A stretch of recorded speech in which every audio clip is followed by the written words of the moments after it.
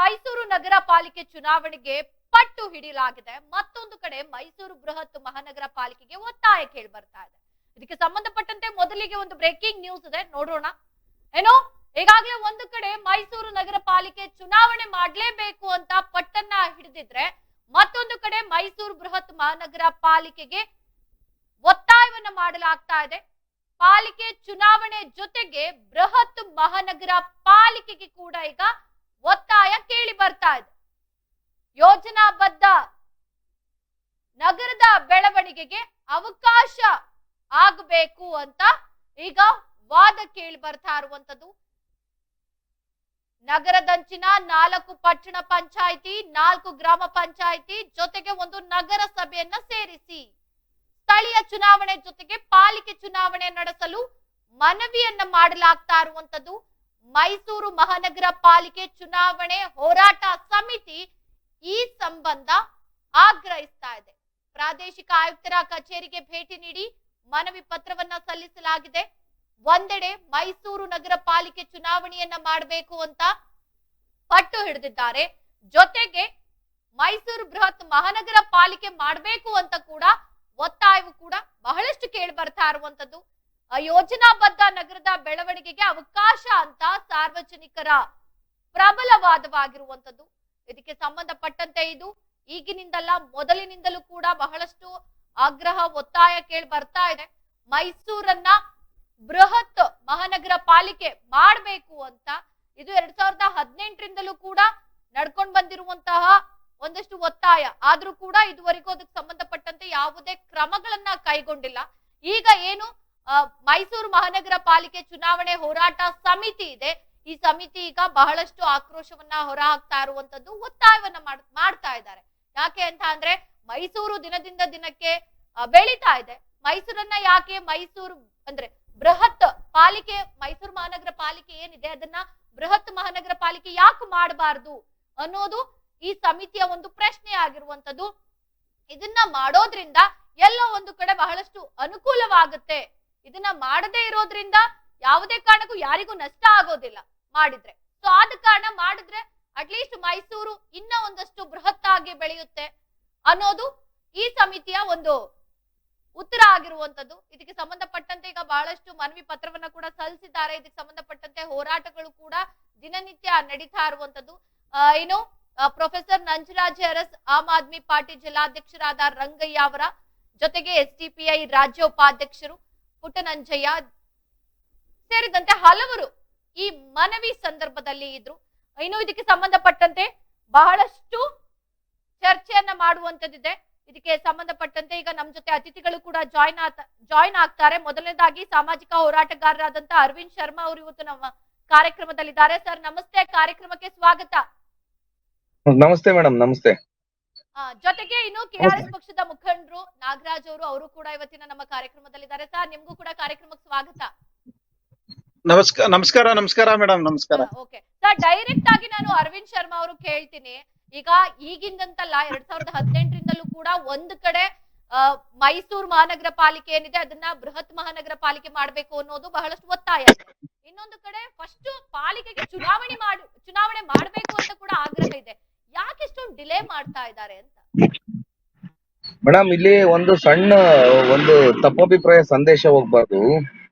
ಮೈಸೂರು ಮಹಾನಗರ ಪಾಲಿಕೆ ಚುನಾವಣೆ ಮಾಡ್ಲಿ ಅಂತ ನಮ್ಮ ಉದ್ದೇಶ. ಇವರು ಬೃಹತ್ ಮೈಸೂರು ಮಹಾನಗರ ಪಾಲಿಕೆ ಮಾಡ್ತೀನಿ ಅಂತ ಹಠ ಹಿಡಿತಾ ಇದಾರಲ್ಲ, ಯಾರೋ ಪಟ್ಟಬದ್ಧ ಹಿತಾಸಕ್ತಿಗಳ ವೈಯಕ್ತಿಕ ಹಿತಾಸಕ್ತಿಗೋಸ್ಕರ ಇವ್ರು ಹಿಡಿತಾ ಇದಾರಲ್ಲ, ಅದಕ್ಕೆ ನಮಗ್ ವಿರೋಧ ಇದೆ. ಮೊದಲನೇದು, ಬೃಹತ್ ಮೈಸೂರು ಮಹಾನಗರ ಪಾಲಿಕೆ ಜನಸಂಖ್ಯಾ ಸ್ಫೋಟದ ಆಧಾರದ ಮೇಲೆ ಮಾಡ್ಬೇಕಾಗುತ್ತೆ, ಅಲ್ಲಿ ನಡೀತಕ್ಕಂತ ವಹಿವಾಟುಗಳ ಮೇಲೆ ಮಾಡ್ಬೇಕಾಗುತ್ತೆ, ಆರ್ಥಿಕವಾಗಿ, ಸಾಮಾಜಿಕವಾಗಿ ಹಾಗೂ ಶೈಕ್ಷಣಿಕವಾಗಿ ಅಭಿವೃದ್ಧಿ ಹೊಂದೋದಕ್ಕೆ ಮಾಡ್ಬೇಕಾಗುತ್ತೆ. ಆದ್ರೆ ಬೃಹತ್ ಮೈಸೂರು ಮಾಡೋದಕ್ಕೆ ಯಾವುದೇ ರೀತಿಯ ಮೂಲ ಸೌಕರ್ಯಗಳನ್ನ ಕಲ್ಪಿಸೋದಕ್ಕೆ ಹಾಗೂ ಜನಸಂಖ್ಯೆ ಆಧಾರದ ಮೇಲೆ ಮೈಸೂರು ಇನ್ನೂ ಸಜ್ಜಾಗಿಲ್ಲ. ಇವತ್ತಿನ ಪರಿಸ್ಥಿತಿನಲ್ಲಿ ಮೈಸೂರು ಸಜ್ಜಾಗಿಲ್ಲ. ಈಗ ಮಾನ್ಯ ಚಾಮುಂಡೇಶ್ವರಿ ಕ್ಷೇತ್ರದ ಶಾಸಕರು GT ದೇವೇಗೌಡರು ಬೃಹತ್ ಮೈಸೂರು ಮಾಡ್ಬೇಕು ಅಂತ ಅಂದ್ಬಿಟ್ಟು ಹಠ ಹಿಡಿತಾ ಇದ್ದಾರೆ. ಆದ್ರೆ ಇಲ್ಲೇನಾಗುತ್ತೆ ಅಂತಂದ್ರೆ, ಬೃಹತ್ ಮೈಸೂರು ಮಾಡ್ಬೇಕಂದ್ರೆ ಮೈಸೂರಿಗೆ ಇನ್ಕಮ್ ಸೋರ್ಸ್ ಏನು? ಒಂದು ಪ್ರವಾಸಿಗರಿಂದ ವರ್ಷಕ್ಕೆ 4 ತಿಂಗಳು ಮಾತ್ರ ಇನ್ಕಮ್ ಸೋರ್ಸ್ ಇದೆ. ಇನ್ನು ಗೌರ್ಮೆಂಟ್ ಅಫಿಷಿಯಲ್ಸ್ ಏನ್ ಸಂಬಳ ಬರುತ್ತೋ ಅದು ಮಾತ್ರ ಸೋರ್ಸ್ ಇದೆ. ಇನ್ನೇನು ಸಣ್ಣ ಪುಟ್ಟದ್ದು ಸೈಟ್ ಖರೀದಿ ಅದು ಇದು ಮಧ್ಯವರ್ತಿಗಳು ಬಿಟ್ಬಿಟ್ರೆ ಯಾವುದೇ ಫ್ಯಾಕ್ಟ್ರಿಗಳಾಗ್ಲಿ, ಯಾವುದೇ IT BT ಕಂಪ್ನಿಗಳಾಗ್ಲಿ, ಯಾವುದೇ ಯಥೇಚ್ಛವಾದಂತ ಫ್ಯಾಕ್ಟ್ರಿಗಳು ಗಾರ್ಮೆಂಟ್ಸ್ ಗಳು ಯಾವ್ದೂ ಇಲ್ಲ ಮೈಸೂರಲ್ಲಿ. ಬೃಹತ್ ಮೈಸೂರು ಮಾಡ್ಬಿಟ್ಟು ಏನ್ ಮಾಡ್ತಾರೆ, ಇರೋದ್ 25-30 ಲಕ್ಷ ಜನಕ್ಕೆ 100-125 ವಾರ್ಡ್ಗಳು ಮಾಡ್ಕೊಂಡು ಇಲ್ಲ 100 ವಾರ್ಡ್ಗಳು ಮಾಡ್ಕೊಂಡು ಜನಸಂಖ್ಯೆನೇ ಇಲ್ಲ ಅಂದ್ಮೇಲೆ ಏನ್ ಅಭಿವೃದ್ಧಿ ಮಾಡ್ತಾರೆ? ಈಗ ಒಂದು ವಲಯ ಕಚೇರಿ ಮಾಡ್ಬೇಕು ಬೃಹತ್ ಮೈಸೂರು ಮಾಡಾದ್ಮೇಲೆ, ಚಾಮುಂಡಿ ಬೆಟ್ಟದ ತಪ್ಪಲು ಹಿಂಭಾಗದಲ್ಲಿ ಎಲ್ಲರಿಗೂ ಗೊತ್ತಿರೋ ಹಂಗೆ ಸೈಟ್ ಹಂಚಿಕೆ ಆಗಿದೆ ಹೊರತು ಮನೆ ಕಟ್ಟೋದಕ್ಕೆ ಯಾರು ಇಲ್ಲ. ಅಲ್ಲಿ ವಲಯ ಕಚೇರಿ ಮಾಡಿದ್ರೆ ಆ ಭಾಗದಲ್ಲಿ ವಲಯ ಕಚೇರಿ ಮಾಡಿದ್ರೆ ಅಲ್ಲಿಗೊಬ್ಬ AC ಕೊಡ್ಬೇಕಾಗುತ್ತೆ, ಅವ್ನ್ 1.5-2 ಲಕ್ಷ ಸಂಬಳ ಕೊಡ್ಬೇಕಾಗುತ್ತೆ, ಕೆಳಹಂತ ಸಿಬ್ಬಂದಿ ಕೊಡ್ಬೇಕಾಗುತ್ತೆ, ವಲಯ ಕಚೇರಿನ ಏರ್ಸ್ಬೇಕಾಗುತ್ತೆ ಮೇಲ್ದರ್ಜೆಗೆ. ಅವನೇನ್ ಮಾಡ್ತಾನೆ, ಮನೆನೇ ಕಟ್ಲಿಲ್ಲ, ಕರೆಂಟ್ ಕನೆಕ್ಷನ್ ತಗೊಂಡಿಲ್ಲ, UTD ವ್ಯವಸ್ಥೆನೇ ತಗೊಂಡಿಲ್ಲ ಅಂದ್ರೆ ಅವನೇನ್ ಮಾಡ್ತಾನೆ ಕೂತ್ಕೊಂಡು? ಈಗ 20 ಕೋಟಿ ವರಮಾನವನ್ನ ಬರುತ್ತೆ ಅಂತ ಅನ್ಬಿಟ್ಟು ಇವ್ರ ಎಸ್ಟಿಮೇಶನ್ ಇದೆ. ಎಲ್ಲಿಂದ? ಕರ ವಸೂಲಿಯಿಂದ. ನೀರ್ ಕಲೆಕ್ಷನ್ ತಗೊಳ್ಳಿಲ್ಲ ಅಂದ್ರೆ ಕರ ವಸೂಲಿ ಎಲ್ಲಾಗುತ್ತೆ? ಕಂದಾಯ ಕಟ್ಲಿಲ್ಲ ಅಂದ್ರೆ, ಮನೆ ಕಟ್ಲಿಲ್ಲ ಅಂದ್ರೆ ಕರ ವಸೂಲಿ ಎಲ್ಲಾಗುತ್ತೆ? ಇದಕ್ ಸ್ಯಾಂಕ್ಷನ್ ಆಗ್ಬೇಕಾಗಿರೋದು 3,000 ಕೋಟಿ. ಬರೀ UGDಗೆ 1,000 ಕೋಟಿ ಬೇಕು. ಇನ್ 2,000 ಕೋಟಿ ಇದನ್ನ ಮಾಮೂಲಿ ಕಚೇರಿಗಳನ್ನ ಅಪ್ಗ್ರೇಡ್ ಮಾಡೋದಕ್ ಬೇಕಾಗುತ್ತೆ. ಬೃಹತ್ ಮೈಸೂರು ಮಹಾನಗರ ಪಾಲಿಕೆಗೆ ಇನ್ನು ಮೈಸೂರು ಸಜ್ಜಾಗಿಲ್ಲ. ಇವ್ರು ಎಲೆಕ್ಷನ್ ನ ಮುಂದೂಡೋದಕ್ಕೆ, ಇವ್ರಿಗೆ ಮೂಢ ಹಗರಣ ಇರ್ಬೋದು, ಮತ್ತೆ ವಾಲ್ಮೀಕಿ ಹಗರಣ ಇರ್ಬೋದು, ಇದರಿಂದ ಸರ್ಕಾರಕ್ಕೆ ಕೆಟ್ಟ ಹೆಸರು ಬಂದಿದೆ. CM ತವರಲ್ಲಿ ಮೈಸೂರಲ್ಲಿ ಏನಾದ್ರು ಎಲೆಕ್ಷನ್ ಮಾಡಿದಂತ ಸಂದರ್ಭದಲ್ಲಿ ಗದ್ಗೆಯನ್ನ ಬೇರೆ ಪಕ್ಷದವ್ರು ಹಿಡಿತಾರೆ. ಹಂಗಾಗಿ ಬೃಹತ್ ಮೈಸೂರು ಮಹಾನಗರ ಪಾಲಿಕೆ ಒಂದ್ ನೆಪವನ್ನ ಒಡ್ಕೊಂಡು ಇವರು ಮುಂದೆ ತಳ್ಳುವಂತ ಕೆಲ್ಸಗಳನ್ನ ಮಾಡ್ತಾ ಇದ್ರು. ಅವಾಗ ZP-ನಲ್ಲಿ ಉಸ್ತುವಾರಿ ಸಚಿವರಿದ್ರು, ಆಡಳಿತ ಪಕ್ಷದ ಸದಸ್ಯರಿದ್ದು, ವಿರೋಧ ಪಕ್ಷದ ಸದಸ್ಯರಿದ್ದು, ನಾವೆಲ್ಲ ವಿರೋಧ ಮಾಡಿದ್ವಿ. ಕಾಂಗ್ರೆಸ್ಸಿನ ಕಾರ್ಪೊರೇಟರ್, ಮಾಜಿ ಕಾರ್ಪೊರೇಟರ್ಗಳು ಕೂಡ ಬೇಡ ಅಂತ ಹೇಳಿದ್ರು. ಕೊನೆಯಲ್ಲಿ GT ದೇವೇಗೌಡರು ತಿಪ್ಪೆ ಸಾರಿಸ್ಬಿಟ್ರು. ಬೃಹತ್ ಮೈಸೂರು ಮಹಾನಗರ ಪಾಲಿಕೆ ಎಲ್ಲರಿಗೂ ಒಪ್ಪಿಗೆ ಇದೆ. ಈ ಜೆಸ್ಕೋನಲ್ಲಿ ಏನ್ ಮಾಡಿದ್ರು ಅಂತಂದ್ರೆ, ನಾವು ಚಳವಳಿ ಮಾಡಿದ್ವಿ ಜೆಸ್ಕೋನಲ್ಲಿ, ಜೆಸ್ಕೋ ಮೈಸೂರಿಗೆ ಬೇಡ ಅಂತ. ಬುದ್ಧಿವಂತರಿ ಅಧಿಕಾರಿಗಳು ಏನ್ ಮಾಡ್ಬಿಟ್ರು, ಕಸ ವಿಲೇವಾರಿ ಘಟಕಕ್ಕೆ ಅನ್ಬಿಟ್ಟು ಅಂತ ಮೀಟಿಂಗ್ ಸ್ಥಳೀಯವಾಗಿ ಜೆಸ್ಕೋಗ್ ಒಪ್ಪಂದ ಇದೆ ಅಂತ ಅದೇ ತರನೇ ಮಾಡಿದ್ದ ಅವತ್ತು ZP-ನಲ್ಲಿ. ಇದು ಅದೇ ತರನೇ ಮಾಡ್ತಾ ಇದಾರೆ. ಬೃಹತ್ ಮೈಸೂರು ಮಹಾನಗರ ಪಾಲಿಕೆಗೆ ಇನ್ನು ಮೈಸೂರು ಸಜ್ಜಾಗಿಲ್ಲ, ಇನ್ನು ಅವಶ್ಯಕತೆ ಇಲ್ಲ. ಸ್ಥಳೀಯ ಸಂಸ್ಥೆಗಳ ಚುನಾವಣೆ ಮಾಡ್ಲಿಲ್ಲ ಅಂತಂದ್ರೆ ಅಧಿಕಾರಿಗಳು ಲೂಟಿ ಮಾಡುವಂತ ಕೆಲ್ಸಗಳನ್ನ ಮಾಡ್ತಾರೆ. ಉದಾಹರಣೆಗೆ ಮೊನ್ನೆ ವಿಜಯ ಕರ್ನಾಟಕ ಪತ್ರಿಕೆ ಬಂದಿದೆ, 2023ನೇ ಇಸ್ವಿಗೆ ನೀರಿನ ಕರ ವಸೂಲಿ, ಕಂದಾಯದ ಕರ ವಸೂಲಿ 40 ಕೋಟಿ ಬಾಕಿ ಇತ್ತು. 2023 ಆದ್ಮೇಲೆ, ನವೆಂಬರ್ ಆದ್ಮೇಲೆ ಚುನಾಯಿತ ಪ್ರತಿನಿಧಿಗಳು ಇಲ್ದಲ್ನೆ 450 ಕೋಟಿ ಕರ ವಸೂಲಿಯನ್ನ ಬಾಕಿ ಉಳಿಸ್ಕೊಂಡಿದೆ ಮೈಸೂರು ಮಹಾನಗರ ಪಾಲಿಕೆ. ಬೇಕಾಬಿಟ್ಟಿ ಕಾಮಗಾರಿಯನ್ನ ಮಾಡ್ತಾ ಇದ್ದಾರೆ. ಉದಾಹರಣೆಗೆ 2 ಕಡೆ ಮೈಸೂರಲ್ಲಿ ಕ್ಲಾಕ್ ಟವರ್ ಮಾಡಿದ್ದಾರೆ. 2 ಕಡೆ ನಗರ ಪಾಲಿಕೆ ವ್ಯಾಪ್ತಿಗೆ ಸೇರಿರ್ತಕ್ಕಂಥ 2 ಕಡೆ ಕ್ಲಾಕ್ ಟವರ್ ಮಾಡಿದ್ದಾರೆ. ಅದಕ್ಕೆ ಸುಮಾರು ಒಂದ್ 20-25 ಲಕ್ಷ ಖರ್ಚು ಮಾಡಿದ್ದಾರೆ. ಕ್ಲಾಕ್ ಟವರ್ ಉದ್ದೇಶ ಏನು? ಅವತ್ತಿನ ಕಾಲದಲ್ಲಿ ಯಾರ ಹತ್ರನು ಗಡಿಯಾರ ಇರ್ಲಿಲ್ಲ, ಊರ್ಗೊಂದ್ ಗಡಿಯಾರ ಇರ್ಲಿ ಅಂತ ಅವತ್ ಮಾಡ್ತಾ ಇದ್ರು. ಇವತ್ತಿನ ಕಾಲ ಮೊಬೈಲ್ ನೋಡಿದ್ರು ಗಡಿಯಾರ, ಕಾರಲ್ಲಿ ನೋಡಿದ್ರು ಗಡಿಯಾರ, ಕೈಯಲ್ಲಿ ನೋಡಿದ್ರು ಗಡಿಯಾರ. 25 ಲಕ್ಷ ರೂಪಾಯಿ ವೇಸ್ಟ್ ಅಲ್ವಾ? ಹಿಂಗೆ ಅನಧಿಕೃತವಾದಂತ ಸಾರ್ವಜನಿಕರಿಗೆ ಬೇಡದೇ ಇರುವಂತ ಕೆಲ್ಸಗಳನ್ನ ರಸ್ತೆ ಅಗದಿದ್ದಾರೆ. UGD ವ್ಯವಸ್ಥೆ ಸರಿ ಇಲ್ಲ. ಸುಯಾಗ್ ಹಾಸ್ಪಿಟಲ್ ಹತ್ರ ರಸ್ತೆ ಅಗದಿಟ್ಟಿದ್ದಾರೆ. ಅಲ್ಲೊಬ್ರು ಮನೆಯವ್ರ ಗೋಳೇನ್ ಕೇಳ್ಬೇಕು, ವಾರಕ್ಕೆ 8,000 ರೂಪಾಯಿ UGD ರೆಡಿ ಮಾಡ್ಸೋದಕ್ಕೆ ಖರ್ಚು ಮಾಡ್ತಿದ್ದಾರೆ. ಅವ್ರು ಗೋಳ್ ಕೇಳಂಗಿಲ್ಲ. ಇಂತ ಅವ್ಯವಸ್ಥೆಗಳನ್ನ ಅಧಿಕಾರಿಗಳಿಗೆ ಲಂಗು ಲಗಾಮ್ ಇಲ್ದಲ್ನೆ ಕೆಲಸ ಮಾಡ್ತಿದಾರಲ್ಲ. ಹಂಗಾಗಿ ಚುನಾಯಿತ ಪ್ರತಿನಿಧಿಗಳು ಬೇಕು. ಚುನಾಯಿತ ಪ್ರತಿನಿಧಿಗಳು ಇಲ್ಲ ಅಂತಂದ್ರೆ ಯಾವುದೇ ಕಾರಣಕ್ಕೂ ಕೆಲಸ ಸರಿಗಾಗಲ್ಲ. ಆಯ್ತು, ಈಗ ಮೈಸೂರು ಮಹಾನಗರ ಪಾಲಿಕೆನ ಬೃಹತ್ ಮೈಸೂರು ಮಾಡಕ್ ಹೊರಟಿದ್ದಾರೆ. ಕನಕಗಿರಿನಲ್ಲಿ ಮಳೆ ಬಂದ್ಬಿಡ್ತು ಅಂತಂದ್ರೆ ನಿಂತ್ಕೊಳಕ್ ಆಗೋದಿಲ್ಲ. ಮಳೆ ನೀರು ಹರಿದೋಗೋದಕ್ ಜಾಗ ಇಲ್ಲ. ಎಲೆ ತೋಟದಲ್ಲಿ ಲೇಔಟ್ ಗಳು ಮಾಡಿದ್ದಾರೆ. ನಾಲ್ವಡಿ ಕೃಷ್ಣರಾಜ ಒಡೆಯರ್ ಕೊಟ್ಟಿದ್ದಂತ ಎಲೆ ತೋಟ ಮೈಸೂರು ಎಲೆಗೆ ಫೇಮಸ್. ಎಲ್ಲಿದೆ ಎಲೆ? ಲೇಔಟ್ ಮಾಡ್ತಾ ಕೂತಿದಾರಲ್ಲ. ಅಲ್ಲಿ ಮೋರಿಗಳಲ್ಲಿ ಮೋರಿನೇ ಮುಚ್ಚಾಕ್ತಿದ್ದಾರೆ. ಜೇಸಸ್ ಹಿಂಭಾಗ ಇರತಕ್ಕಂತ ಮೋರಿಗಳನ್ನ ಮುಚ್ಚಾಕ್ ಲೇಔಟ್ ಮಾಡಿ ಯಾರ ಅನುಮತಿಯನ್ನ ಕೊಡ್ತಾ ಇರೋರು ಯಾರು? ಸರ್ವೆ ನಂಬರ್ 158ರಿಂದ 162 ಗುಂಡೂರಾವ್ ನಗರ. ಜಿಲ್ಲಾಧಿಕಾರಿಗಳ ಆದೇಶ ಇದೆ, ಮನೆ ಕಟ್ಟಬೇಡಿ ಅನ್ಬಿಟ್ಟು ಅಂತ. ಕೋರ್ಟ್ ಅಲ್ಲಿ ಕೇಸ್ ಇದೆ, ಆದ್ರೂ ಮನೆ ಕಟ್ತಾ ಇದಾರೆ. ಅದು ಯಾವುದೇ ರೀತಿಯ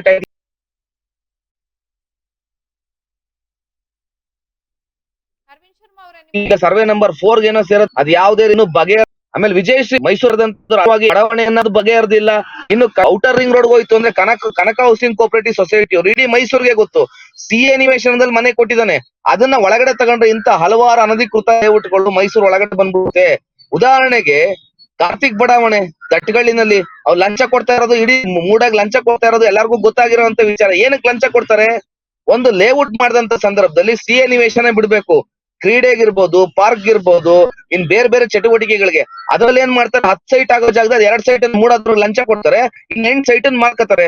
ಇದೇ ಆಗ್ತಿರೋದು ಮೈಸೂರು ನಗರ ಪಾಲಿಕೆ ವ್ಯಾಪ್ತಿನಲ್ಲಿ ಬರುವಂತ ಇನ್ ಮುಂದೆ ಬರ್ತಕ್ಕಂತ ಲೇಔಟ್ ಗಳಿದಾರಲ್ಲ, ಹಳ್ಳಿ ಪ್ರದೇಶಗಳಲ್ಲಿ ಲೇಔಟ್ ಮಾಡಿದಾರಲ್ಲ, ಅಲ್ಲಿ ಸ್ಥಳೀಯ ಸಂಸ್ಥೆಗಳಲ್ಲಿ ಯಾವುದೇ ರೀತಿಯ ಕಾನೂನುಬದ್ಧ ಲೇಔಟ್ ಗಳನ್ನ ಮಾಡಿಲ್ಲ ಅವರು. ಪಾರ್ಕ್ ಗಳು ಬಿಟ್ಟಿಲ್ಲ, ಸಿಎ ನಿವೇಶನಗಳನ್ನ ಬಿಟ್ಟಿಲ್ಲ, ಎಲ್ಲದನ್ನು ಗುಮ್ ಸ್ವಾಹ ಮಾಡಿದ್ದಾರೆ. ಇದನ್ನೆಲ್ಲ ಮೈಸೂರಿಗೆ ತಗೊಂಡ್ಬಿಟ್ರೆ ಮುಂದೆ ಬೆಂಗಳೂರಲ್ಲಿ ಒಂದ್ ಚೊಂಬ್ ನೀರ್ ಹಾಕ್ಬಿಟ್ರೆ ಪ್ರವಾಹ ಬರುತ್ತಲ್ಲ, ಆ ತರ ಆಗ್ಬಿಡುತ್ತೆ ಬೆಂಗಳೂರು ಮೈಸೂರು.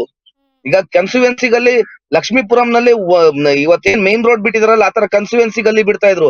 ಯಾವ ಕನ್ಸ್ಟಿಟ್ಯೂನ್ಸಿ ಗಲ್ಲಿನೂ ಬಿಟ್ಟಿಲ್ಲ, ಏನು ಬಿಟ್ಟಿಲ್ಲ. ಹಂಗಾಗಿ ನಮ್ನ ನೇರವಾದಂತ ವಿರೋಧ ಇದೆ. ಅನಧಿಕೃತ ಬಡಾವಣೆಗಳನ್ನ ಮೈಸೂರೊಳಗೆ ತಗೊಂಡು ಮಾಡೋದಕ್ಕೆ ನಮ್ಮ ನೇರವಾದಂತ ವಿರೋಧ ಇದೆ. ಮೊದ್ಲು ಚುನಾವಣೆ ಮಾಡ್ಲಿ, ಚುನಾವಣೆ ಮಾಡಾದ್ಮೇಲೆ ಅಲ್ಲಿ ಕೌನ್ಸಿಲರ್, ಆಮೇಲೆ ಇವ್ರು ಏನು 6 ವಲಯಕ್ಕೆ 6 ಏನು ಪಟ್ಟಣ ಪಂಚಾಯತಿಗಳನ್ನ ಒಳಗಡೆ ಹೇಳಿ ಮಾತ್ ಮುಂದುವರ್ಸೋಣ. ಇನ್ನಿಬ್ರು ಅತಿಥಿಗಳು ನಮ್ಮ ಇವತ್ತಿನ ಚರ್ಚಾ ಕಾರ್ಯಕ್ರಮಕ್ಕೆ ಜಾಯ್ನ್ ಹಾ ಆಗ್ತಾರೆ, ವೆಲ್ಕಮ್ ಮಾಡ್ಬಿಡ್ತೀನಿ. ಇನ್ನು ಆಮ್ ಆದ್ಮಿ ಜಿಲ್ಲಾಧ್ಯಕ್ಷರು ಮೈಸೂರು ರಂಗಯ್ಯ ಅವರು ಇವತ್ತು ನಮ್ಮ ಕಾರ್ಯಕ್ರಮಕ್ಕೆ ಜಾಯ್ನ್ ಆಗ್ತಿದ್ದಾರೆ. ಸರ್, ಕಾರ್ಯಕ್ರಮಕ್ಕೆ ಸ್ವಾಗತ. ಜೊತೆಗೆ ಕೆಆರ್ಎಸ್ ಪಕ್ಷದ ಮುಖಂಡರಾದಂತಹ ಆದರ್ಶ್ ನಮ್ಮ ಕಾರ್ಯಕ್ರಮಕ್ಕೆ ಇದ್ದಾರೆ, ಅವರು ಕೂಡ ಸ್ವಾಗತ. ಇನ್ನು ಸರ್, ಮತ್ತೆ ನಾನು ಅರವಿಂದ್ ಶರ್ಮಾ ಅವರು ನಿಮ್ಮನ್ನ ಮಾತಾಡಿಸ್ತೀನಿ. ಇನ್ನು ಇದಕ್ಕೆ ಸಂಬಂಧಪಟ್ಟಂತೆ ನಾಗರಾಜ್ ಅವರೇ, ನೀವು ಜೊತೆಗೆ ಮೈಸೂರು ಮಹಾನಗರ ಪಾಲಿಕೆ ಚುನಾವಣೆ ಆಗಿ ಬಹಳಷ್ಟು ವರ್ಷಗಳಾಗ್ಬಿಟ್ಟಿದೆ, ಯಾಕೆ ತಲೆ ಕೆಡಿಸ್ಕೊಳ್ತಾ ಇಲ್ಲ?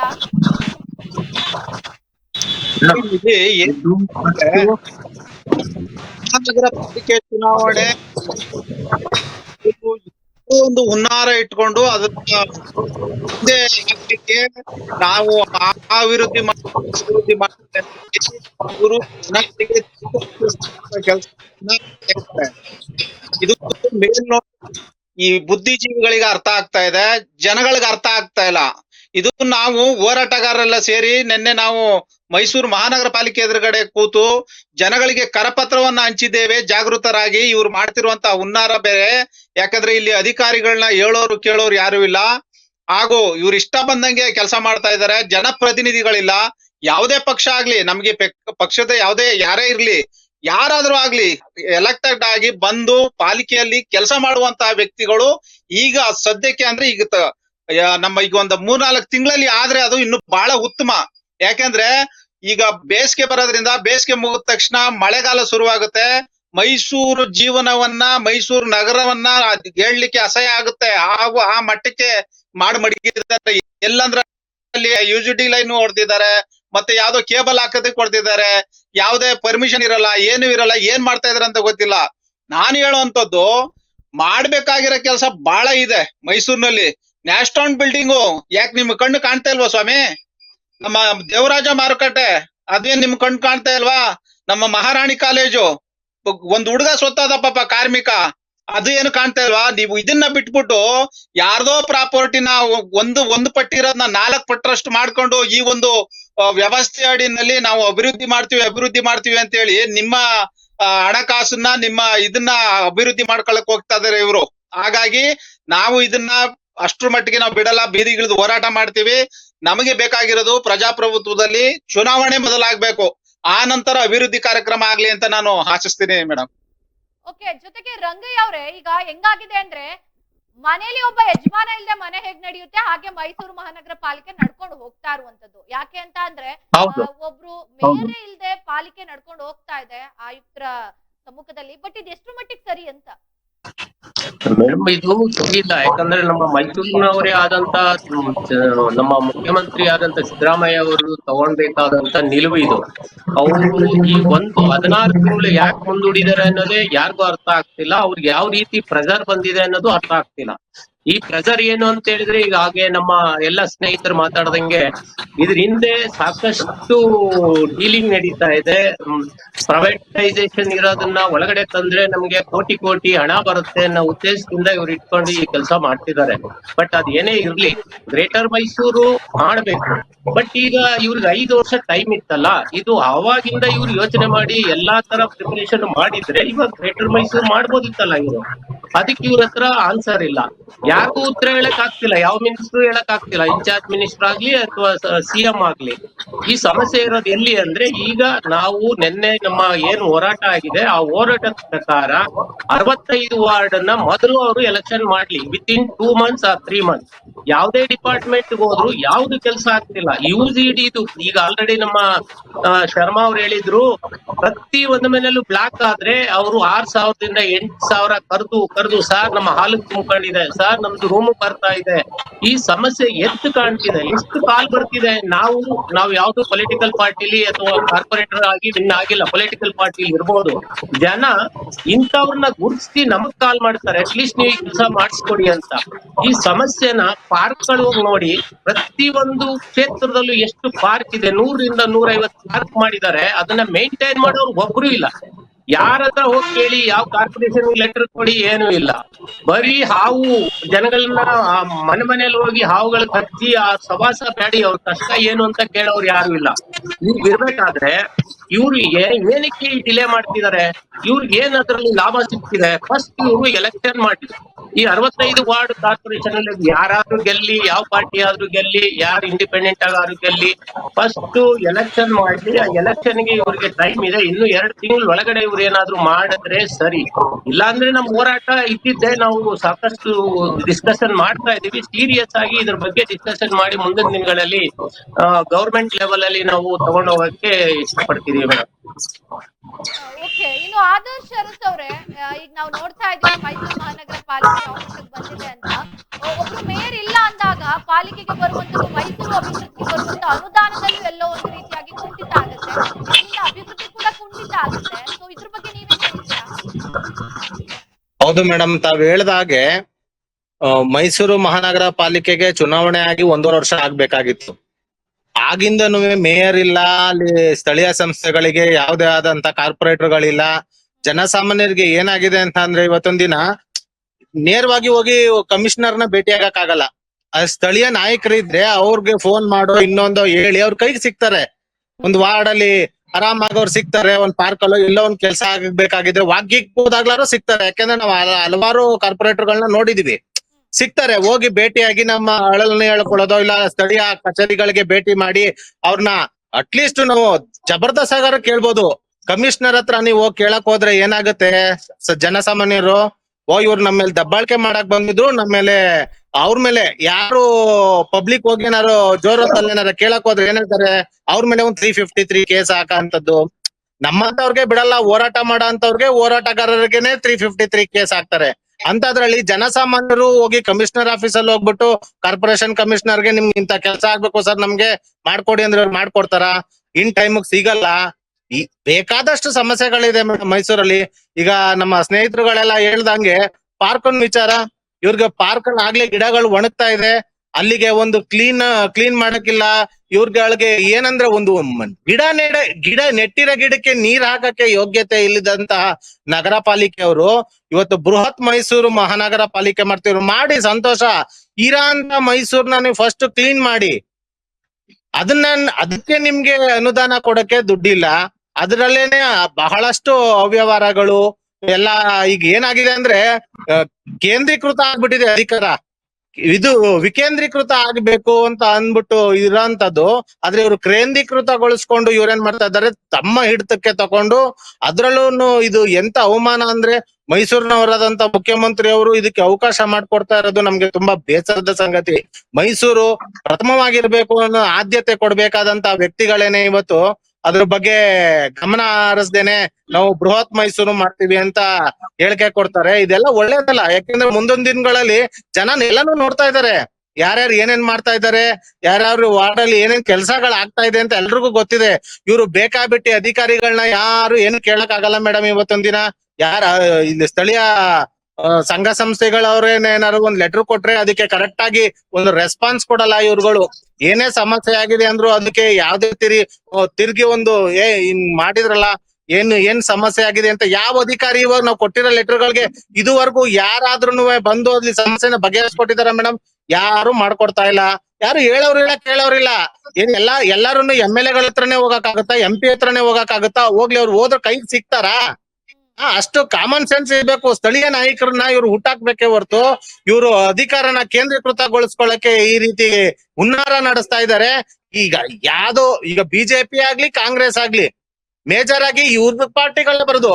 ನಿನ್ ಬಿಟ್ಟು ಅವ್ನ್ ಬಿಟ್ಟು ಇನ್ಯಾರು ಅಂತ ಅಂದ್ರೆ ಇವ್ರಿಬ್ರಲ್ಲೇ ಯಾರು ತಿಂತ ಕೂತಿರ್ತಾರೆ. ಯಾಕೆಂದ್ರೆ ಇವ್ರು ನಾವು ನೋಡಿದಂಗೆ BBMP 8 ವರ್ಷದಿಂದ ಎಲೆಕ್ಷನ್ ಆಗಿಲ್ಲ. ಏನಕ್ ಬಿಟ್ಕೊಂಡಿದ್ದೀರಾ? ಯಾಕೆ ಈ ರೀತಿ? ಆಮೇಲೆ ಜಿಲ್ಲಾ ಪಂಚಾಯತ್ ಆಗಿಲ್ಲ, TP ಆಗಿಲ್ಲ. ಎಲ್ಲಾನು ಇವ್ರು ಹಿಡ್ತಕ್ಕೆ ತಗೊಬೇಕು. MLA MP ಗಳು ಹಿಡ್ತದಲ್ಲಿ ಇರ್ಬೇಕು. ಇನ್ ಬಾಕಿ ಅವ್ರಿಗೆ ಯಾರಿಗೂ ಅಧಿಕಾರ ಸಿಗ್ಬಾರ್ದು. ಇವರೇ ಅಧಿಕಾರಶಾಹಿ, ಎಲ್ಲ ಸಾರ್ವಭೌಮರಾಗಿ ಇವರೇ ಮೆರಿಬೇಕು ಅನ್ನೋದು ದುರುದ್ದೇಶದಿಂದ ಇದು ಮಾಡ್ತಾ ಇರೋದು. ಅದಕ್ಕೇನೆ ಇದುವರೆಗೂ ಆಗ್ಲಿ ಬಿಜೆಪಿ ಆಗ್ಲಿ JDS ಅವರಾಗ್ಲಿ ಬಾಯಿ ಬಿಚ್ಚಿಲ್ಲ ಈ ಬಗ್ಗೆ. ನಾವಿಷ್ಟೆಲ್ಲ ಬೀದಿಲ್ ಕೂತ್ಕೊಂಡು ಹೋರಾಟ ಮಾಡ್ತಾ ಇದೀವಿ. ಇದುವರೆಗೆ ಯಾರಾದ್ರೂ ಬಂದು ಯಾವ್ದಾರುವೆ ಅಧಿಕೃತವಾಗಿ ದೊಡ್ಡ ಪಕ್ಷಗಳು ಯಾವ್ದಾದ್ರು ಬಂದು ಬಾಯಿ ಬಿಟ್ಟಿದಾರ? ನಾಯಕರುಗಳು ಯಾರು ಬಿಚ್ಚಲ್ಲ. ಯಾಕೆಂದ್ರೆ ಅವರು ಅಧಿಕಾರ ಅವಧಿಯಲ್ಲಿ ಅವರು ಕೂಡ ಇದೇ ರೀತಿ ಮಾಡಿರ್ತಾರೆ. ಇದು ಕಂಟಿನ್ಯೂಟಿ ಆಗ್ತಾ ಇರೋದ್ರಿಂದ ಯಾರು ಏನ್ ಮಾಡಿದ್ರು ಯಾರು ಬಾಯಿ ಬಿಚ್ಚಲ್ಲ. ಹಾಗಾಗಿ ನಾವು ಸಾರ್ವಜನಿಕರದ್ ನಮ್ಮ ಹಕ್ಕು. ಪ್ರಜಾಪ್ರಭುತ್ವದಲ್ಲಿ ಚುನಾವಣೆ ಅನ್ನೋದು ನಮ್ಮ ಹಕ್ಕು. ಸಂವಿಧಾನದ ಅಡಿಯಲ್ಲಿ ನಮಗ್ ಬಂದಿರೋ ಹಕ್ನ ಇವರು ಕಿತ್ಕೊಂತಾ ಇದ್ದಾರೆ. ನಾವ್ ಇದನ್ನ ಕೇಳ್ಬೇಕಾ? ಚುನಾವಣೆ ಮಾಡಿ ಅಂತ ನಾಚಿಕೆ ಆಗ್ಬೇಕು. ಈ ಸರ್ಕಾರಕ್ಕೆ ನಾಚಿಕೆ ಆಗ್ಬೇಕು. ಎಲೆಕ್ಷನ್ ಕಮಿಷನರ್ ನಾಚಿಕೆ ಆಗ್ಬೇಕು. 5 ವರ್ಷಕ್ಕೆ ಆಗ್ಬೇಕಾಗಿರೋಂತ ಚುನಾವಣೆನ ಇದುವರೆಗೂ ಚುನಾವಣೆ ಮಾಡಕ್ ಆಗದೆ ಇರೋಂತ ಅಯೋಗ್ಯರನ್ನೆಲ್ಲ ಇವತ್ತು ನಾವು IAS IPS ಆಫೀಸರ್ಗಳನ್ನ ಕರ್ಕೊಂಡ್ಬಂದ್ ಕೂತಿದೀವಿ. ಅದ್ ನಮ್ ಕರ್ಮ. ನಾವೇ ಇವತ್ತೊಂದ್ ದಿನ ನಾವ್ ಕೇಳ್ಬೇಕು ಚುನಾವಣೆ ಮಾಡಿ ಅನ್ನೋ ಪರಿಸ್ಥಿತಿಗೆ ಬಂದ್ ನಾವ್ ಕೂತಿದೀವಿ. ಸಾರ್ವಜನಿಕರು ಅಂದ್ರೆ ಈಗ ನಾವೇನಲ್ಲಿ ಹೋಗಿ ಎಲೆಕ್ಷನ್ಗೆ ನಿಲ್ಲವ್ರಲ್ಲ. ನಾವೇನೋ ರಾಜಕೀಯವಾಗಿ ನಾವು ಅಲ್ಲಿ ಯಾವ್ದುವೆ ಇನ್ನೊಂದು ಲಾಬಿ ನಡ್ಸೋ ಅಂತವ್ರಲ್ಲ. ಏನು ಇಲ್ದಿದ್ದಾಗ ನಾವು ಸಾರ್ವಜನಿಕರ ಪರವಾಗಿ ನಾವೇನು ಹೋರಾಟ ಮಾಡ್ತಾ ಇದೀವಿ. ಇವ್ರುಗಳು ದುರಾಡಳಿತ ಮಾಡದೇ ಇರ್ಲಿ. ಮೈಸೂರು ಅಂತಲ್ಲ ಮೇಡಮ್, ಇಡೀ ಭಾರತನೇ ಸುಭದ್ರವಾಗಿರ್ಬೇಕು ಅನ್ನೋ ಪರಿಕಲ್ಪನೆ ಇಟ್ಕೊಂಡಿರೋ ಅಂತವ್ರು ನಾವುಗಳು. ಇವ್ರುಗಳು ಇದುವರೆಗೂ ಒಂದ್ ಚುನಾವಣೆ ಮಾಡಕ್ಕೆ ನಾವು ಕೇಳ್ಬೇಕಾ? ಅಟ್ಲೀಸ್ಟ್ ನೀವು ಬೃಹತ್ ಮೈಸೂರು ಮಾಡ್ತೀವಿ ಅಂತ ಅಂದ್ರಲ್ಲ, ಏನಾದ್ರು ಸಾರ್ವಜನಿಕರಿಂದ ಏನಾದ್ರು ಇವರು ಒಂದು ಮೆಮೊರಾಂಡಮ್ ಏನಾರು ಕೊಟ್ಟು ಒಂದು ಮೀಟಿಂಗ್ ಮಾಡಿ ಅವರಿಂದ ಏನಾರು ತಕೊಂಡ್ರ? ಯಾವ್ದು ಇಲ್ಲ. ಏಕಾಏಕಿ ನಿಮ್ಗೆ ಇಷ್ಟ ಬಂತು, ನಿಮ್ ಚುನಾವಣೆ ಮಾಡಲ್ಲ ಅನ್ಬೇಕು ಅಂದ ತಕ್ಷಣ ಜನ ಒಪ್ಕೊಂಡ್ಬಿಡ್ಬೇಕಾ? ಯಾಕೆ ನಮ್ ಪ್ರಜಾಪ್ರಭುತ್ವದಲ್ಲಿ ನಮ್ಗೆ ಮುಖ್ಯವಾಗಿ ಇರೋದೇ ಚುನಾವಣೆ. ಇವ್ರು ಅದನ್ನ ಕಸ್ಕೊಳ್ಳೋ ಅಂತ ಕೆಲಸ ಮಾಡ್ತಾ ಇದಾರೆ. ಇದ್ರ ಬಗ್ಗೆ ನಾವು ತೀವ್ರ ಆಕ್ರೋಶ ಮಾಡ್ತಾ ಇದೀವಿ. ಮತ್ತೆ ಮುಂದಿನ ದಿನಗಳಲ್ಲಿ ಇದಿಷ್ಟಕ್ಕೆ ನಿಲ್ಲಲ್ಲ. ಇವತ್ತು ನಾವು ಮೊದಲನೇ ಮೀಟಿಂಗ್ ಮಾಡಿದಾಗ 10 ಜನ ಆಯ್ತು, ಆಮೇಲೆ 50 ಆಯ್ತು, 150 ಆಗಿದೆ. ನಾಳೆ ದಿನ 5,000 ಆಗುತ್ತೆ, ಆಮೇಲೆ 1,00,000 ದಾಟುತ್ತೆ. ಅಲ್ಲಿವರೆಗೆ ಮರ್ಯಾದೆ ಕಳ್ಕೊಳ್ದೇನೆ ಸರ್ಕಾರನುವೆ ಚುನಾವಣಾ ಆಯೋಗನುವೆ ಗಂಭೀರವಾಗಿ ಇದನ್ನ ಪರಿಗಣಿಸ್ಬಿಟ್ಟು ಮೊದಲು ಚುನಾವಣೆ ಮಾಡೋ ಅಂತ ಕೆಲಸ ಆಗ್ಬೇಕು. ಇಲ್ಲ ಅಂದ್ರೆ ಇದ್ರ ಉಗ್ರವಾದ ಹೋರಾಟವನ್ನ ಮಾಡ್ಬೇಕಾಗುತ್ತೆ ಮೇಡಮ್ ಮುಂದಿನ ದಿನದಲ್ಲಿ. ಆದರ್ಶ್ ಅವರೇ, ಇನ್ನು ಅರವಿಂದ್ ಶರ್ಮಾ ಅವರೇ, ಈಗಾಗ್ಲೇ ಸರ್ಕಾರ ಇದೆ, ಎಲೆಕ್ಷನ್ ಅಂತ ಮಾಡ್ತಾ ಇಲ್ಲ, ಒಂದಷ್ಟು ಗ್ಯಾರಂಟಿ ಯೋಜನೆಗಳನ್ನ ಜನರಿಗೆ ಅಂತ ಕೊಡ್ತಾ ಇದೆ. ಯಾಕೆ ಸರ್ಕಾರದ ಬಳಿ ಒಂದು ಎಲೆಕ್ಷನ್ ಮಾಡ್ಲಿಕ್ಕೂ ಕೂಡ ಹಣದ ಕೊರತೆ ಏನಾದ್ರೂ ಇದೆಯಾ ಅಂತ? ಇಲ್ಲ ಮೇಡಮ್, ಹಣದ ಕೊರತೆ ಅಂದ್ರೆ ಇದಕ್ಕೆ ಎಲೆಕ್ಷನ್ ಮಾಡೋದಕ್ಕೆ ಹಣದ ಕೊರತೆ ಇಲ್ಲ. ಬಹುಶಃ ಇವರು ಕ್ಯಾಟಗರಿ ಏನ್ ಘೋಷಣೆ ಮಾಡಿದ್ದಾರೆ, ಮೇಯರ್ದು ಮಹಿಳಾ ಮೀಸಲಾತಿ ಏನ್ ಘೋಷಣೆ ಮಾಡಿದ್ದಾರೆ, ಘೋಷಣೆ ಮಾಡ್ಬಿಟ್ಟು ಕೈ ಬಿಟ್ಟಿದ್ದಾರೆ. ಕಾನೂನು ಏನ್ ಹೇಳ್ತಾ ಇದೆ, ಕೋರ್ಟ್ ಏನ್ ಹೇಳ್ತಾ ಇದೆ, ನವೆಂಬರ್ ಒಳಗೆ ಎಲೆಕ್ಷನ್ ಮುಕ್ತಿ ಅಂತ ಹೇಳಿದ್ರು. ಮೈಸೂರು, ತುಮಕೂರು, ಶಿವಮೊಗ್ಗದ ಎಲೆಕ್ಷನ್ ಮುಕ್ತಿ ಅಂತ ಹೇಳಿದ್ರು ಕೂಡ ಇವ್ರೇನ್ ಮಾಡಿದ್ದಾರೆ, ಮೇಯರ್ ಕ್ಯಾಟಗರಿ ಘೋಷಣೆ ಮಾಡ್ಬಿಟ್ಟು ಬಿಟ್ಬಿಟ್ರು. ನಂತರ ಒಂದ್ ಮೀಟಿಂಗ್ ಮಾಡಿದ್ರು, ಬೃಹತ್ ಮೈಸೂರು ಮಹಾನಗರ ಪಾಲಿಕೆ ಮಾಡ್ತೀವಿ ಅನ್ಬಿಟ್ಟು ಅಂತ. ಈ ಮಧ್ಯದಲ್ಲಿ ಏನಾಗ್ತಿದೆ ಅಂತಂದ್ರೆ, ಕೇಂದ್ರ ಸರ್ಕಾರದಿಂದ ಬಂದಿರತಕ್ಕಂತ ಟೆಕ್ನಿಕಲಿ ಕೇಂದ್ರ 15ನೇ ವೇತನ ಆಯೋಗ 15th ಪೇ ಕಮಿಷನ್ ದುಡ್ಡುಗಳು ವಾಪಸ್ ಹೋಗ್ತಾ ಇದೆ. ಈ ದುಡ್ಡುಗಳು ಬರ್ತಾ ಇಲ್ಲ. ರಾಜ್ಯ ಸರ್ಕಾರ ಕೂಡ ದುಡ್ಡಿಲ್ದಲ್ಲೇ ದಿವಾಳಿ ಹತ್ತ ಹೋಗ್ತಾ ಇದೆ. ಇವೆಲ್ಲದನ್ನು ಕಾರಣ ಇಟ್ಕೊಂಡು ಇವರು ಮೂಢ ಹಗರಣಕ್ಕೆ ಬೆಚ್ಚಿ ನಮ್ಮ ದುಡ್ಡಿಂದ ನಾವೇನಾದ್ರು ಎಲೆಕ್ಷನ್ ಒಂದ್ ಸಂದರ್ಭದಲ್ಲಿ ಬೇರೆ ಅಧಿಕಾರ ಹಸ್ತಾಂತರ ಆಗುತ್ತೆ, ನಾವ್ಯಾಕೆ ಎಲೆಕ್ಷನ್ ಮಾಡ್ಬೇಕು ಅನ್ನೋ ಮನೋಭಾವ ಬಂದ್ಬಿಟ್ಟಿದ್ದಾರೆ ಇವರು. ಮೂಢ ಹಗರಣ ಇದೆಲ್ಲರೂ ಬೆಚ್ಚಿದ್ದಾರೆ. ಈ ಸರ್ಕಾರ ಬೆಚ್ಚೋಗಿದೆ. ಈ ಸರ್ಕಾರ ಭ್ರಷ್ಟಾಚಾರದಲ್ಲಿ ಮುಳುಗೋಗಿರೋದ್ರಿಂದ ಎಲೆಕ್ಷನ್ ಮಾಡೋದಕ್ಕೆ ಹಿಂದು ಮುಂದೆ ನೋಡ್ತಾ ಇದ್ದಾರೆ. ಇದು ಪ್ರಜಾಪ್ರಭುತ್ವದ ವ್ಯವಸ್ಥೆಗೆ ವಿರೋಧ. ಸಾಂವಿಧಾನಿಕ ಹಕ್ಕುಗಳನ್ನ ಕಿತ್ತುಕೊಳ್ಳುವಂತ ಕೆಲಸಗಳನ್ನ ಮಾಡ್ತಿರ್ತಕ್ಕಂಥದ್ದು. ಇದಕ್ಕೆ ಸಾರ್ವಜನಿಕರಿಂದ ಆಕ್ರೋಶ ವ್ಯಕ್ತವಾಗ್ತಾ ಇದೆ. ಚುನಾಯಿತ ಪ್ರತಿನಿಧಿಗಳಿಲ್ದಲೇ ಯಾವುದೇ ಕಾಮಗಾರಿಗಳು ಪೂರ್ಣಾವಧಿಯಾಗಿ ನಡೆಯೋದಿಲ್ಲ. ಉದಾಹರಣೆಗೆ ರಾಜ್ಯ ಸರ್ಕಾರ 100 ಕೋಟಿಯನ್ನ ಮೈಸೂರು ಮಹಾನಗರ ಪಾಲಿಕೆ ಕೊಟ್ಟಿದೆ. 60 ಕೋಟಿ ತನಕ ಕೆಲಸನೇ ಮಾಡಿಲ್ಲ. 20 ಕೋಟಿ ಅರ್ಧಪರ್ಧಿದೆ. ಇದು ರಾಜ್ಯ ಸರ್ಕಾರ ಕೂಡ ಬೈದಿದೆ. ಇದೆಲ್ಲದನ್ನು ಅಧಿಕಾರಿಗಳ ಬೇಜವಾಬ್ದಾರಿತನ, ಚುನಾಯಿತ ಪ್ರತಿನಿಧಿಗಳು ಇಲ್ಲದೆ ಇರುವಂತದ್ದು, ಇದೆಲ್ಲವುದು ಸೇರ್ಕೊಂಡಿದೆ. ಇವ್ರಿಗೆಲ್ಲ ಭಯ ಅನ್ಸುತ್ತೆ. ರಾಜ್ಯ ಸರ್ಕಾರಕ್ಕೆ ಸಿಎಂ ತವರು ಜಿಲ್ಲೆಯಲ್ಲಿ ಎಲೆಕ್ಷನ್ ಮಾಡ್ಬಿಟ್ರೆ ಎಲ್ಲಿ ಸುಟ್ಬಿಡ್ತೀವೋ ಅಂತ ಭಯ ಅನ್ಸುತ್ತೆ. ಅದಕ್ಕಿಂತ ಮುಖ್ಯವಾಗಿ ಏನ್ MLA ಗಳು ಒತ್ತಡ ಆಗ್ತಿದಾರಲ್ಲ, ಇವರು ರಿಲೇಷನ್ಸ್ ಅವ್ರ ಇವ್ರದೆಲ್ಲ ಸೈಟು ಇನ್ನೊಂದು ಮತ್ತೊಂದು ಲೇಔಟ್ ಗಳೆಲ್ಲ ಇದೆಯಲ್ಲ, ಇದೆಲ್ಲ ದುಪ್ಪಟ್ಟು ಮಾಡ್ಕೊಳ್ಳೋದಕ್ಕೆ ಇದ್ ಮಾಡ್ತಾ ಇದಾರೆ. ನನಗೆ ಎಲ್ಲ ಬಲ್ಲ ಮೂಲಗಳಿಂದ ಮಾಹಿತಿ ಬಂದಿರೋದು, ಮೈಸೂರಿನ ಜಿಲ್ಲಾ ರೆಡ್ಡಾಯ್ದವ್ರದ್ದು ಹಲವಾರು ಜನದ್ದು ಮೈಸೂರು ಸುತ್ತಮುತ್ತದಲ್ಲಿ ಲೇಔಟ್ ಗಳಿದೆ.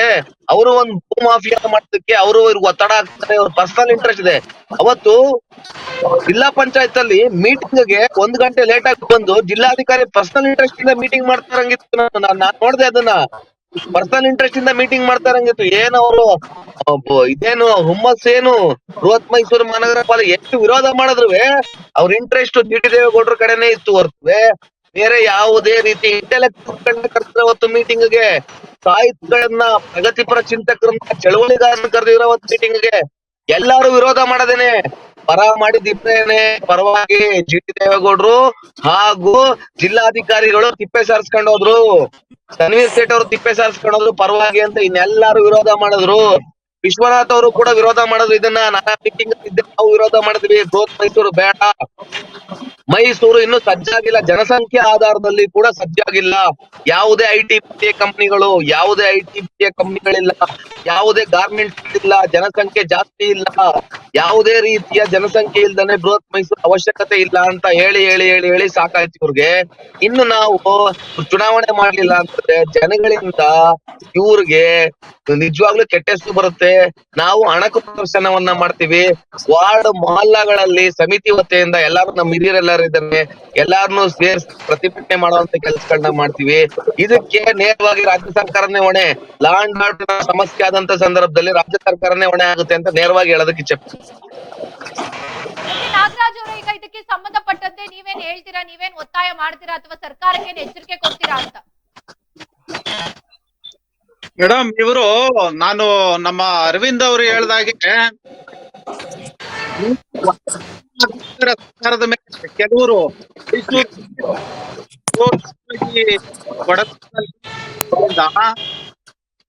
ಆಸ್ತಿಯನ್ನ ದುಪ್ಪಟ್ಟು ಮಾಡಿಕೊಳ್ಳಲು ಇವ್ರ ಆಸ್ತಿಗೆ ಬೆಲೆ ಬರ್ಲಿ ಅಂತ ಹೇಳಿ ಹಾಕಿ ಇಲ್ಲಿ ಚುನಾವಣೆ ಆಗದ ರೀತಿಯಲ್ಲಿ ವ್ಯವಸ್ಥೆ ಮಾಡ್ತಾ ಇದ್ದಾರೆ.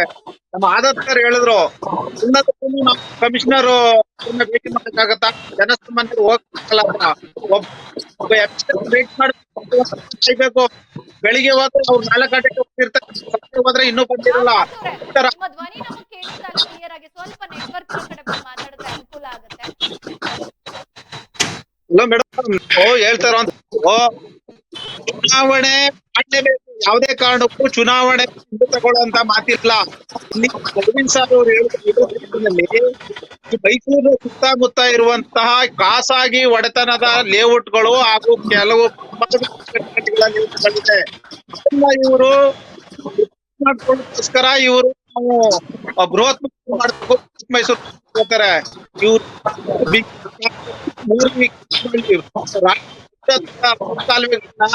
ಇವತ್ತು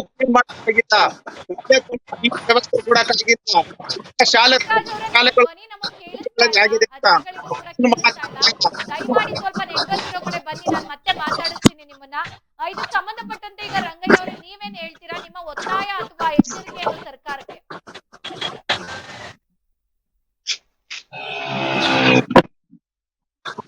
ರಂಗಯ್ಯ ಅವರೇ, ಕೇಳಿಸ್ತಾ ಇದೆಯಾ ನನ್ನ ಧ್ವನಿ?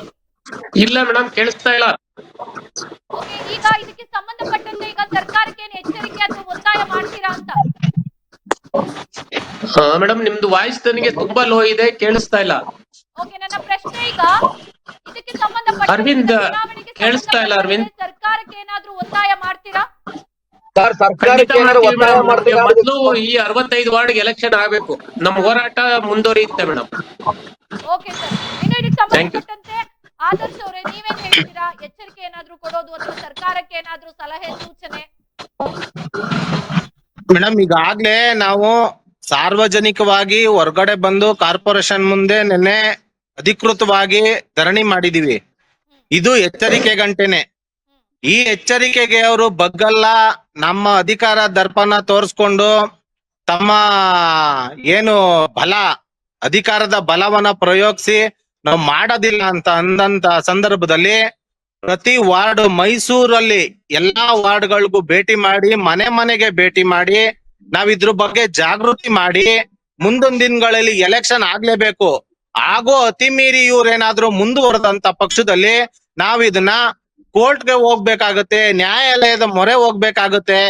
ಅಲ್ಲಿವರೆಗೆ ನೀವು ನಿಮ್ಮ ಮರ್ಯಾದೆಯನ್ನ ಕಳ್ಕೊಳ್ದೇನೆ ದಯವಿಟ್ಟು ಮೈಸೂರು ನಗರಕ್ಕೆ ನೀವು ಮತ್ತೆ ಸಾರ್ವಜನಿಕರಿಗೆ ಏನು ಮೈಸೂರು ನಗರದಲ್ಲಿ ವಾಸವಾಗಿರಂತ ಪ್ರಜೆಗಳೇ ಪ್ರಭುಗಳು ಅಂತ ಹೇಳಂತ ಬಾಯಿಗಳಿಗೆ ನೀವು ಮಣ್ಣಾಕದೇನೆ ದಯವಿಟ್ಟು ಚುನಾವಣೆ ಮಾಡಿ ನಿಮ್ಮ ಗೌರವವನ್ನ ಹೆಚ್ಚಿಸ್ಕೊಳ್ಳಿ ಅಂತ ನಾನು ನೇರವಾಗಿ ಇದನ್ನ ಮುಖ್ಯಮಂತ್ರಿ ಅವ್ರಿಗೆ ಕೇಳ್ಕೊಂತೀನಿ ಮೇಡಮ್. ದಯವಿಟ್ಟು ನೀವು ಸಿದ್ದರಾಮಯ್ಯನವರೇ ತಾವು ವಿದ್ಯಾವಂತರಿದ್ದೀರಿ, ಬುದ್ಧಿವಂತರಿದ್ದೀರಿ, ಆಮೇಲೆ ಹಲವಾರು ಬಾರಿ ನೀವು ಆರ್ಥಿಕ ಸಚಿವರಾಗಿದ್ದೀರಿ. ಒಂದು ಆರ್ಥಿಕತೆ ನಡಿಬೇಕಾದ್ರೆ ಮೈಸೂರು ನಗರ ಪಾಲಿಕೆ ಹೇಗೆ ಬೆಳೆಸ್ಬೇಕು ಅನ್ನೋದು ನಿಮಗ್ ಚೆನ್ನಾಗ್ ಗೊತ್ತಿದೆ.